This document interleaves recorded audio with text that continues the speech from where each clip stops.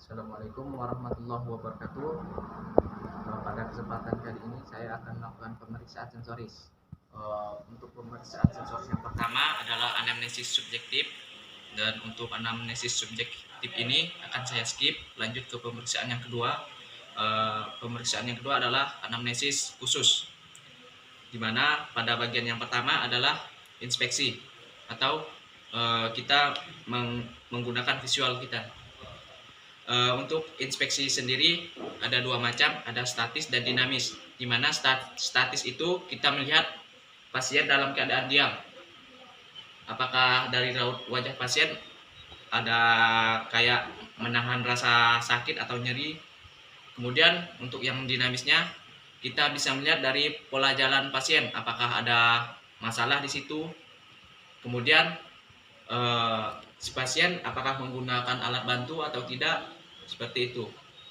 Kemudian untuk pemeriksaan yang selanjutnya adalah palpasi, di mana palpasi kita meraba pasien, meraba di bagian yang bermasalah pada pasien.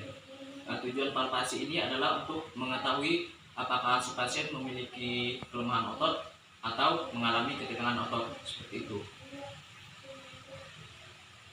Nah, palpasi di area yang bermasalah. Yang selanjutnya adalah pemeriksaan fungsi gerak dasar, di mana pada pemeriksaan ini ada tiga macam. Yang pertama adalah pemeriksaan fungsi gerak dasar pasif, aktif, dan isometrik atau tahanan. Yang pertama adalah gerakan dasar pasif. Gerakan dasar pasif adalah terapis menggerakkan pasien seperti ini. Maaf, posisinya agak sulit. Tujuannya adalah untuk melihat LGS, rasa nyeri, dan lain sebagainya. Kemudian gerak dasar aktif. Gerak dasar aktif kita memerintahkan pasien untuk bergerak. Coba digerak. Tujuannya adalah untuk melihat LGS pasien, kemudian melihat kemampuan pasien untuk menggerakkan kakinya. Kemudian isometrik adalah gerakan melawan tahanan, di mana tujuannya adalah untuk melihat kekuatan otot pasien. Gerakan. Pemeriksaan yang selanjutnya adalah pemeriksaan sensoris. Pemeriksaan sensoris sendiri terbagi menjadi dua, ada eksteroseptif dan proprioseptif. Yang pertama adalah eksteroseptif. Nah, eksteroseptif ini ada tiga macam pemeriksaan. Yang pertama adalah pemeriksaan rasa nyeri, kemudian pemeriksaan suhu, dan yang ketiga pemeriksaan raba atau taktil.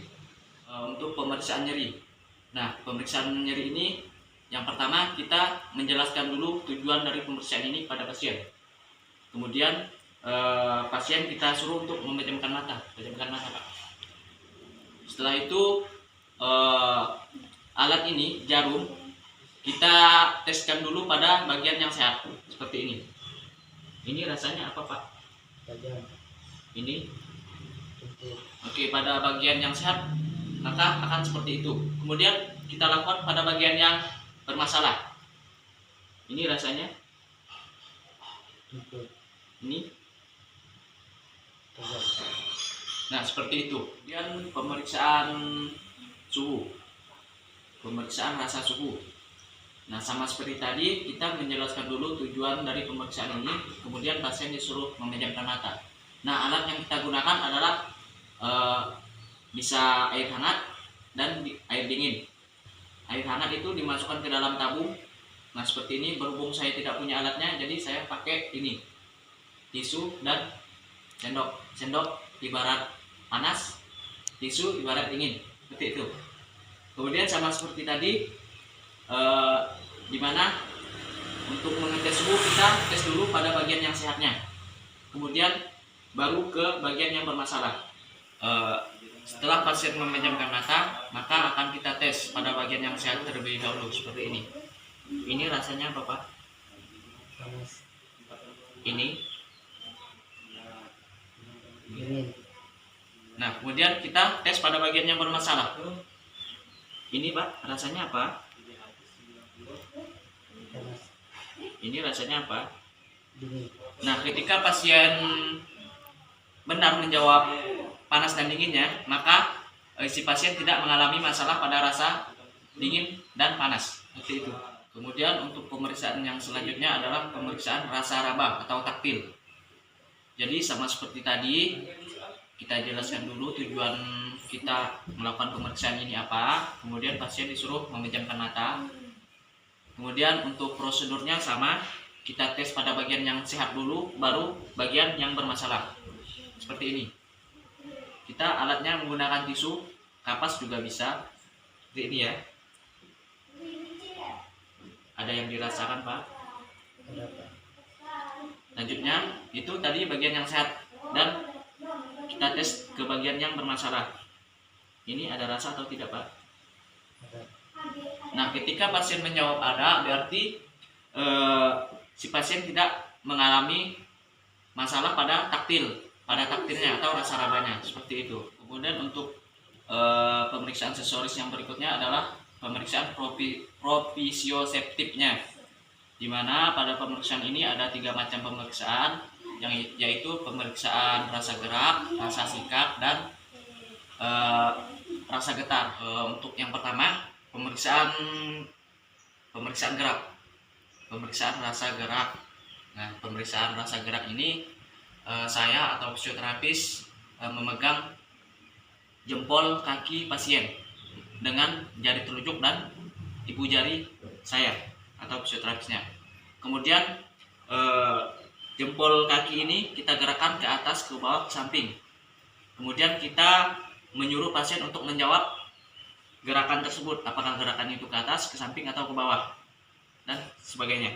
Seperti ini, contoh. Ini gerakannya kemana Pak? Ke atas. Ini? Ke bawah. Nah, ketika pasien berhasil menjawab dengan tepat, itu artinya pasien tidak mengalami masalah pada rasa geraknya. Pemeriksaan selanjutnya adalah pemeriksaan rasa gerak atau sensasi gerak. Nah, pada pemeriksaan ini pasien kita suruh untuk memejamkan mata, kemudian posisi pasien boleh duduk dan boleh juga berbaring. Kemudian jari sebelah kanan dan sebelah kiri kita jauhkan agar tidak terjadinya gesekan. Kemudian posisi jari-jari kaki ini harus relaksasi dan sebisa mungkin untuk tidak bergerak secara aktif.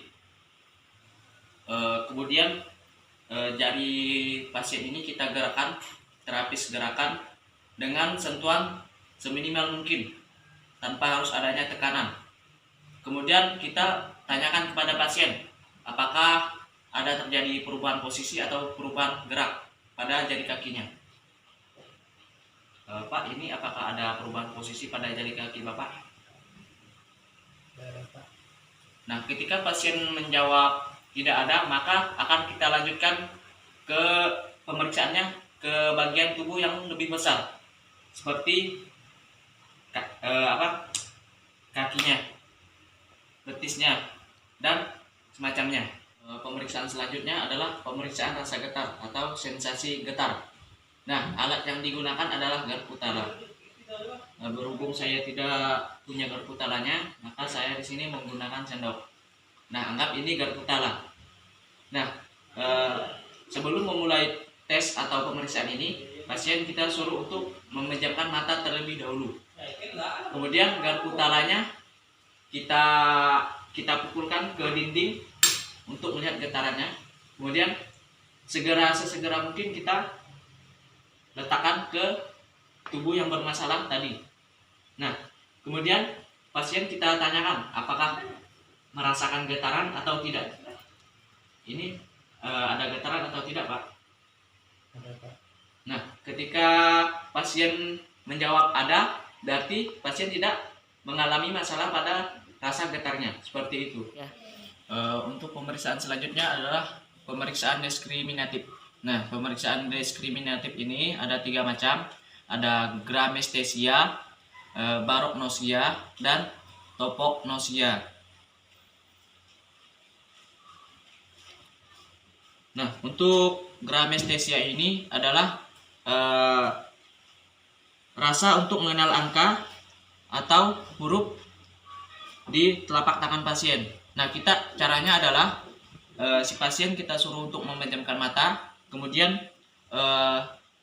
terapis atau kita itu menggoreskan angka di telapak tangan pasien seperti ini. Nah, setelah digoreskan seperti ini, kita akan bertanya kepada pasien. Saya seperti ini. Ini saya menuliskan apa, Pak? Nah, ketika pasien menjawab salah, maka itu bermasalah. Maka harus diperiksa lebih lanjut lagi, seperti itu. Ya. Selanjutnya adalah pemeriksaan deskriptif barognosis. Nah, barognosis ini kita mengenalkan berat benda kepada pasien. Nah, benda yang digunakan adalah benda yang sama, namun beratnya berbeda. Seperti ini, saya menggunakan HP, yang satunya adalah case HP. Nah, ini kita tes terlebih dahulu. Ini seperti ini. Nah, pasien kita tanya, ini bendanya berat atau ringan? Kemudian ini. Nah, tadi saya kelupaan. Sebelum melakukan pemeriksaan, maka kita tes dulu di bagian yang sehat seperti itu. Baru kita tes pada bagian yang bermasalah atau yang sakit. Pemeriksaan yang selanjutnya adalah pemeriksaan topognosia. Nah, pemeriksaan ini kita tujuannya adalah untuk memperkenalkan benda kepada pasien. Nah, sebelum melakukan pemeriksaan, seperti biasa, kita menyuruh pasien untuk memejamkan mata. Kemudian benda-benda ini kita teskan ke bagian yang sehat terlebih dahulu. Nah, setelah kita perkenalkan ke bagian yang sehat, maka akan kita teskan kepada bagian yang bermasalah seperti ini. Nah, setelah ini kita bertanya pada pasien, Pak, ini apa Pak yang dipegang? Ini apa Pak? Nah, ketika pasien berhasil menjawab dengan tepat, berarti tidak ada masalah di pemeriksaan yang ini. Seperti itu. Demikian tadi adalah beberapa pemeriksaan sensoris yang bisa saya lakukan. Mohon maaf jika banyak kekurangan dan kesalahan. Saya akhiri. Wassalamualaikum warahmatullahi wabarakatuh.